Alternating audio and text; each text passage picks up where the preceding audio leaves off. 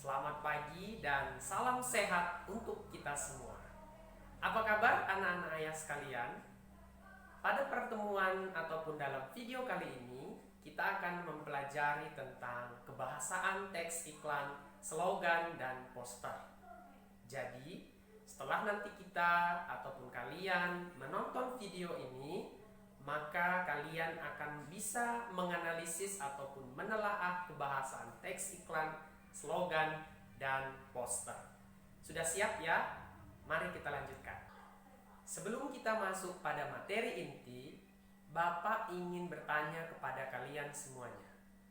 Apakah kalian pernah melihat atau membaca iklan, slogan, atau poster yang tulisannya ada salah di dalam? Yang kedua, kalau pernah kalian melihat, coba diingat-ingat kalimat atau tulisan apa yang ada salahnya pada poster iklan ataupun slogan tersebut.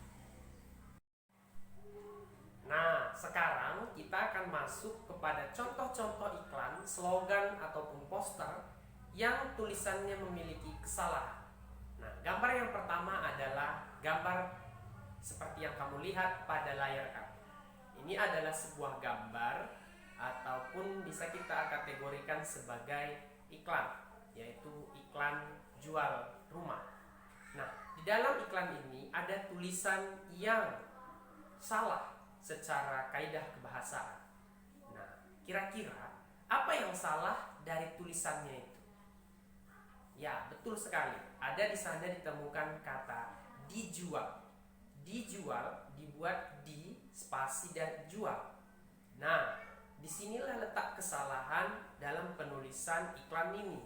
Harusnya dijual tidak dibuat menggunakan spasi, tapi dijual tanpa spasi.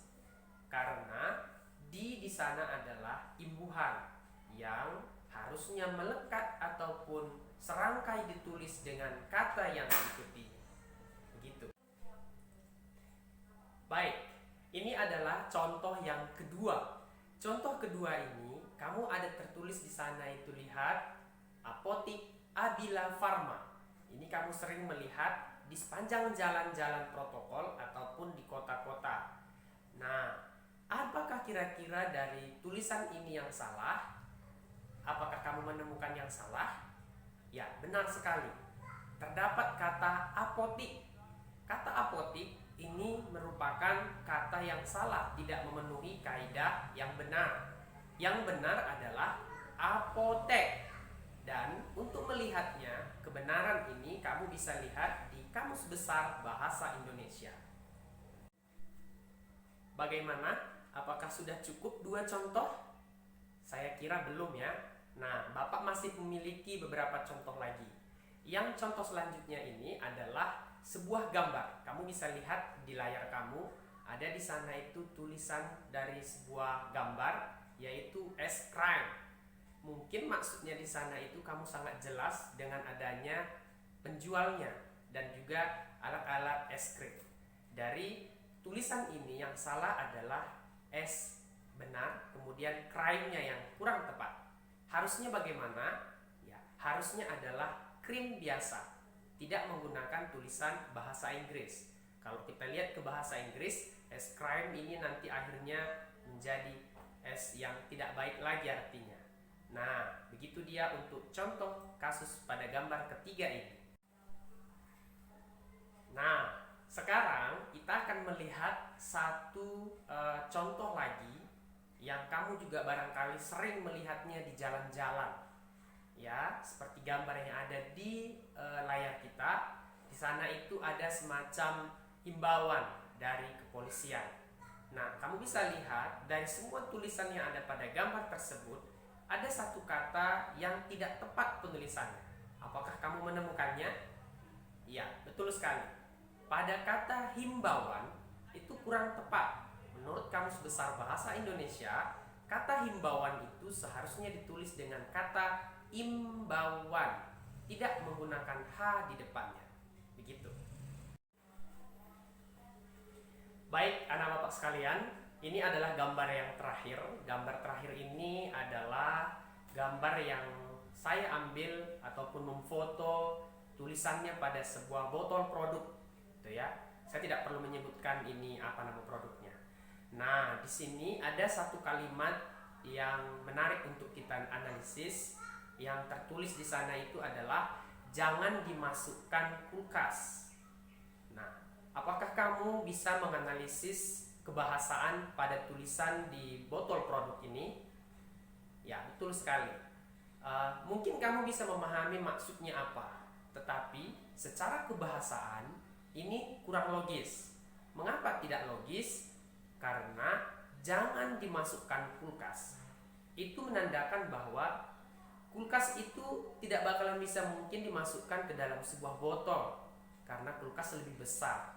Jadi, walaupun di sana kita memahami maksudnya bahwa produk ini tidak boleh dimasukkan ke dalam kulkas, tetapi ada yang kurang. Apa yang kurang di sana? Kurangnya adalah tidak adanya kata depan ke pada kalimat ini. Seharusnya dibuat adalah jangan dimasukkan ke kulkas. Begitu dia supaya menjadi lebih benar. Oke? Baiklah anak-anak Bapak sekalian, setelah mendengarkan penjelasan dari contoh-contoh gambar yang kita bahas tadi, maka kita bisa membuat satu simpulan. Ternyata dalam menulis iklan, slogan dan poster, kita harus memperhatikan tulisan ataupun kebahasaan pada iklan, slogan, dan poster tersebut. Hal ini akan berpengaruh kepada pembaca ataupun pendengarnya, supaya tidak ada kesalahpengertian orang yang membacanya. Kemudian silakan kamu buat dalam catatan kamu tuliskan di sana apa saja yang perlu diperhatikan ketika kita ingin menulis slogan, iklan, atau poster. Dan jika ada hal-hal yang kurang kamu pahami dari materi pada video kali ini, kamu boleh tanyakan melalui grup WA kita. Baik, bisa ya anak bapak sekalian? Baiklah anak bapak sekalian, setelah kamu menyimak ataupun menonton video pembelajaran kali ini, ada satu tugas yang ingin bapak sampaikan kepada kalian semua. Tugasnya adalah carilah satu teks iklan ataupun slogan ataupun poster yang ada di lingkungan kamu ataupun entah kamu temukan di majalah ataupun koran atau lain sebagainya yang terdapat di dalamnya kalimat ataupun tulisan yang salah. Nah, dari sana kamu analisis letak kesalahan pada teks iklan, slogan ataupun poster yang kamu temukan tersebut. Selanjutnya, kamu juga berikan yang seharusnya ataupun menyatakan bagaimana seharusnya penulisannya.